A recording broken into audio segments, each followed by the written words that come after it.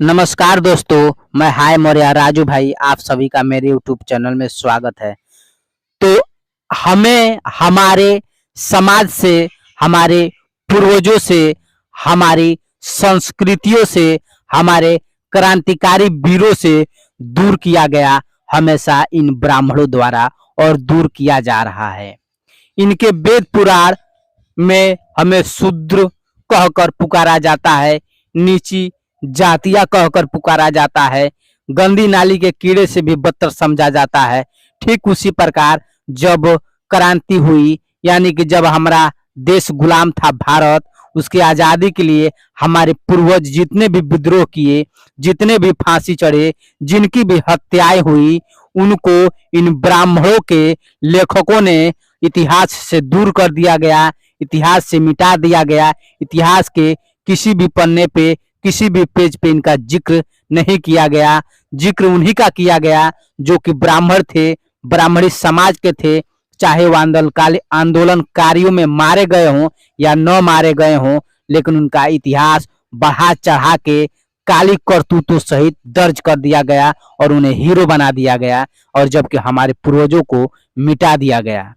लेकिन सच्चाई मिटाई जा नहीं सकती है, चाहे उस पे झूठ का कितना भी पर्दा लगा लो, सच्चाई एक दिन सामने आ ही जाती है, तुम्हारे किताब में नहीं तो किसी और के किताब से। तो आइए मैं उसी का जिक्र करने जा रहा हूं कि स्वतंत्रता संग्रामी कौन कौन थे। हमारे शूद्रों के पूर्वज यानी आदिवासी, पिछड़ी समाज, अनुसूचित के जितने भी पूर्वज शहीद हुए, उनके बारे में मैं हर एक की जानकारी लेकर आऊंगा। अभी तो यह जानकारी केवल तिलक माझी और सिंधु कान्हू और उनकी बहन फूलो बानो के रूप में मैं बता रहा हूं।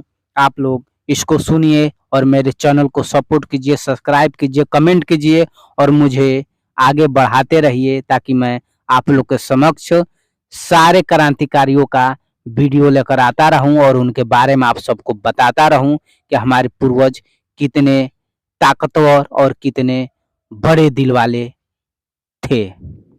मनुवादी सोच के लेखकों ने मंगल पांडे को पहले स्वतंत्रता संग्रामी बना दिया, पर सच ये नहीं है। मंगल पांडे नहीं, तिलक माझी और सिंधु कान्हू थे पहले स्वतंत्रता संग्रामी। भारत का पहला स्वतंत्रता संग्राम 1857 में मंगल पांडे ने नहीं, 1771 में तिलक माझी ने शुरू किया था। यह हुल विद्रोही था। बाद में 1855 में सिंधु कान्हू ने संताल विद्रोह को आगे बढ़ाया, लेकिन भारतीय इतिहासकारों ने संतालों के विद्रोह को लिखा ही नहीं, जबकि इसके सारे प्रमाण मौजूद हैं। हूल दिवस के मौके पर संताल विद्रोहियों को याद कर रहे हैं। हूल विद्रोह तिलक माझी और सिंधु कान्हू सहित संताल आदिवासियों की शौर्य गाथा था। आज संताल हुल दिवस है, यानी कि अंग्रेजी हुकूमत के खिलाफ विद्रोह दिवस। वैसे तो भारतीय इतिहास में अंग्रेजी हुकूमत के खिलाफ पहला विद्रोह 1857 है, मगर जब हम आदिवासियों के इतिहास को देखते हैं तो पाते हैं कि यह विद्रोह 1771 में ही तिलक माझी ने शुरू कर दी थी। वही 30 जून 1855 को संताल आदिवासियों ने सिंधु कान्हू, चांद भैरव और उनकी बहन फूलो झानू के नेतृत्व में साहेबगंज जिले के भगौनाडीह में 400 गांव के 40,000 आदिवासियों ने अंग्रेजों के मालगुजारी देने से साफ इनकार कर दिया। इस दौरान सिद्धू ने कहा था, अब समय आ गया है कि फिरंगियों को खदेड़ने का, इसके लिए करो या मरो, अंग्रेजों हमारी माटी छोड़ो का नारा दिया था। अंग्रेजों ने तुरंत इन 4 भाइयों को गिरफ्तार करने का आदेश जारी किया। गिरफ्तार करने आए दरोगा को संताल आंदोलनकारियों ने गर्दन काटकर हत्या कर दी। इसके बाद संताल परगना के सरकारी अधिकारियों में आतंक छा गया। बताया जाता है, जब कभी भी आदिवासी समाज की परंपरा, संस्कृति और उनके जल, जंगल और जमीन को विघटित करने का प्रयास किया गया है, प्रतिरोध की चिंगारी भड़क उठी है। 30 जून 1855 का हूल इसी कड़ी का एक हिस्सा है। महाजनों, जमींदारों और अंग्रेजी शासन द्वारा जब आदिवासियों की जमीन पर कब्जा करने का प्रयास किया गया, तब उनके खिलाफ आदिवासियों का गुस्सा इतना परवान चढ़ा कि इस लड़ाई में सिंधु कान्हू, चांद भैरव और उनकी बहन फूलो झानो सहित लगभग 20,000 संतालों ने जल, जंगल, जमीन के हिफाजत के लिए अपनी कुर्बानी दे दी। इसके पूर्व गोंडा सब डिवीजन के सुंदर पहाड़ी प्रखंड की वरी खटंगा गांव का वाजला नामक संताल युवक की विद्रोह के आरोप में अंग्रेजी शासन द्वारा हत्या कर दी गई। अंग्रेज इतिहासकार विलियम विल्सन हंटर ने अपनी किताब the annals of rural Bengal में लिखा है कि अंग्रेज का कोई भी सिपाही ऐसा नहीं था जो आदिवासियों के बलिदान को लेकर शर्मिंदा न हुआ। अपने कुछ विश्वास पात्र साथियों के विश्वासघात के कारण सिंधु और कान्हू को पकड़ लिया गया और भगोना डीह गांव में सबके सामने एक पेड़ पर टांगकर फांसी दे दी गई।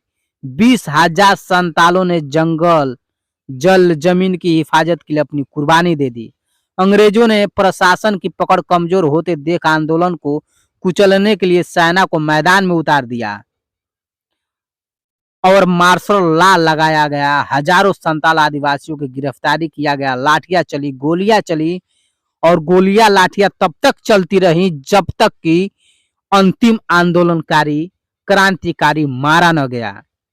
इसके पूर्व 1771 में से 1784 तक तिलक माझी उर्फ जबरा पहाड़िया ने ब्रिटिश सत्ता के विरुद्ध लंबी और कभी न समर्पण करने वाली लड़ाई को लड़ा और स्थानीय महाजनों, सामंतों व अंग्रेजी शासक की नींद उड़ाए रखा।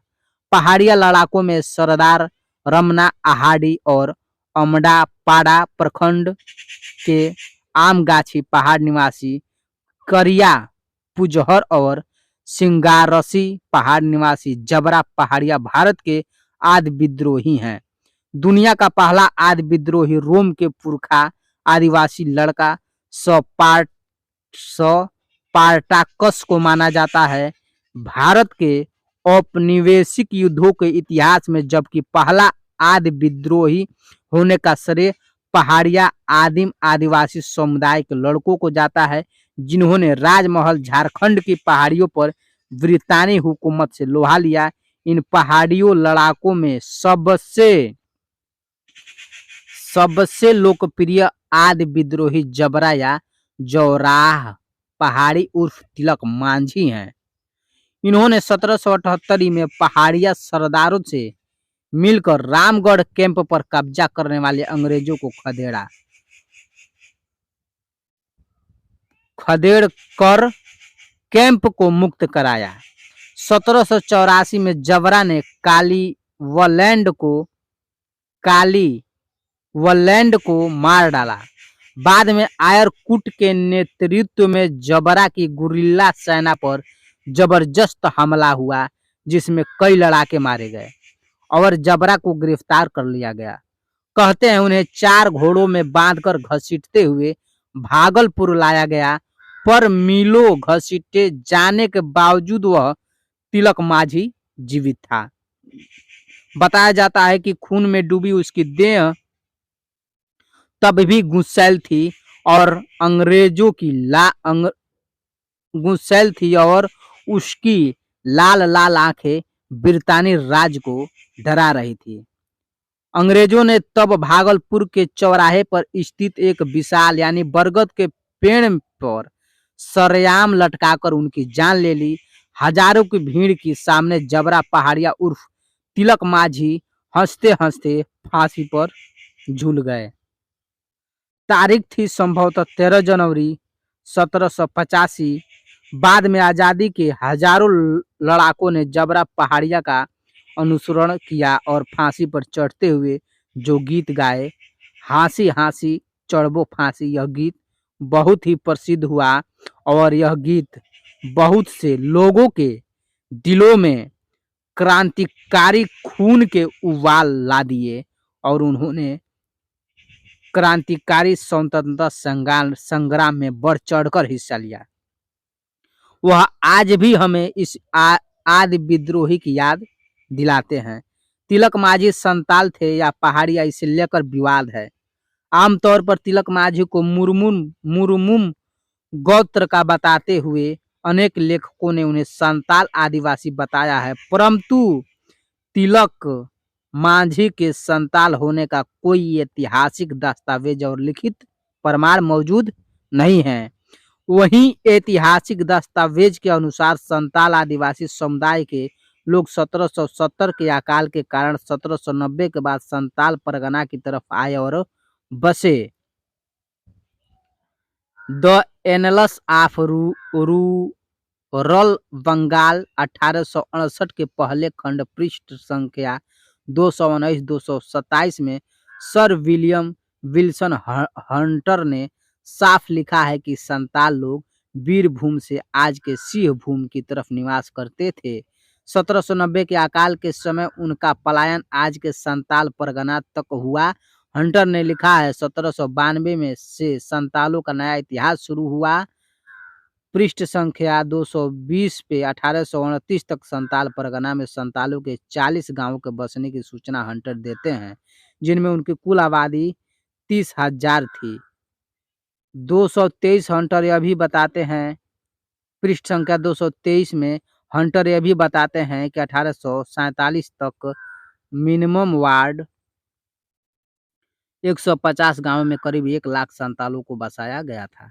पृष्ठ संख्या 224 पर यह लिखा हुआ है। 1910 में प्रकाशित Bengal district gazetteer Santal Pargana volume 13 में LSSO मेली ने लिखा है कि जब मी वार्ड 1827 में दामिनी कोह की सीमा का निर्धारण कर रहा था तो उसे संतालों के 3 गांव पतसुंडा में और 27 गांव बरकोप में मिले थे।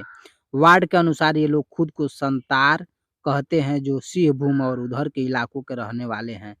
पृष्ठ संख्या 97 पर दामिनी कोह में संतालों के बसने का प्रमाणिक विवरण बंगाल डिस्ट्रिक्ट गजेटियर संताल परगना के पृष्ठ 97 से 99 पर उपलब्ध है।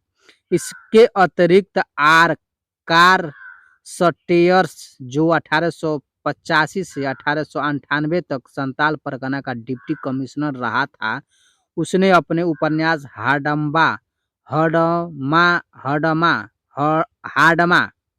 हाडमा का गांव की शुरुआत की पहाड़िया लोगों के इलाके में संतालों के बसने के तथ्य से की है। बंगाल की सुप्रसिद्ध लेखिका महाश्वेता देवी ने तिलक मांझी के जीवन और विद्रोह पर बंगाल भाषा में एक उपन्यास सालगिरह डाके की रचना की है।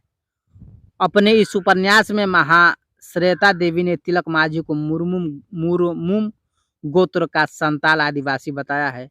वहीं हिंदी के उपन्यासकार राकेश कुमार सिंह ने अपने उपन्यास हुल पहाड़िया में तिलक मांझी को जबरा पहाड़िया के रूप में चित्रित किया है। बहरहाल हुल विद्रोह की जो वजह 18वीं सदी में थी, उसी तरह की परिस्थितियां आज भी आदिवासी इलाकों में कायम है। पूंजीवादी घरानों के लिए आदिवासियों को जल, जंगल और जमीन से वंचित किया जा रहा है। विद्रोह करने पर उन्हें नक्सली कहकर उनका सरकारी नरसंहार भी जारी है। झारखंड में ही CNT और CST एक्ट में बदलाव के जरिए आदिवासियों की जमीन को हड़पने की साजिश हो रही है। दिखावे के लिए उड़ता हाथी दिखाया जा रहा है। ऐसे में हुल विद्रोह की प्रासंगिकता और भी बढ़ जाती है। आज जो झारखंड में या बिहार में नक्सली कहे जाने वाले कोई आतंकवादी नहीं, कोई गुंडा नहीं, कोई विद्रोहकारी नहीं है। अगर आप किसी का भी जमीन छीनेंगे, उसे तंग करेंगे, तो वह हथियार जरूर उठाएगा और अपने समाज, अपने जमीन, अपनी इज्जत को बचाने के लिए किसी की हत्या करना कोई बड़ी बात नहीं है, ना ही वो पाप है। ठीक आज उसी प्रकार जो झारखंड के मूल निवासी आदिवासी हैं, वह नक्सली बने हुए हैं कुछ लोग, और जो लोग बड़े बड़े पदों पे हैं, बड़े बड़े पूंजीवादी हैं, वह सेना सहित, पुलिस सहित नक्सली कहकर उनका मर्डर कर रहे हैं। दोस्तों, हमें हमेशा हम अपने रास्ते से, यानी कि हमें हमारे रास्ते से भटकाने का काम ब्राह्मणों ने किया और कर रहे हैं। तो दोस्तों, मैं आपसे निवेदन करता हूं कि आप मुझे सपोर्ट कीजिए। मैं ऐसे ऐसे वीर योद्धाओं की जीवन परिचय को लेकर आऊंगा जिसके बारे में आपने ना ही कभी सुना है और ना ही कभी सुन सकते थे। अगर सुनेंगे तो केवल मेरे माध्यम से, इसलिए मेरे चैनल को लाइक, कमेंट, सब्सक्राइब कीजिए और मुझे सपोर्ट कीजिए, ताकि मैं और भी क्रांतिकारियों की जीवनी को लेकर आप लोग के समक्ष आऊं। तब तक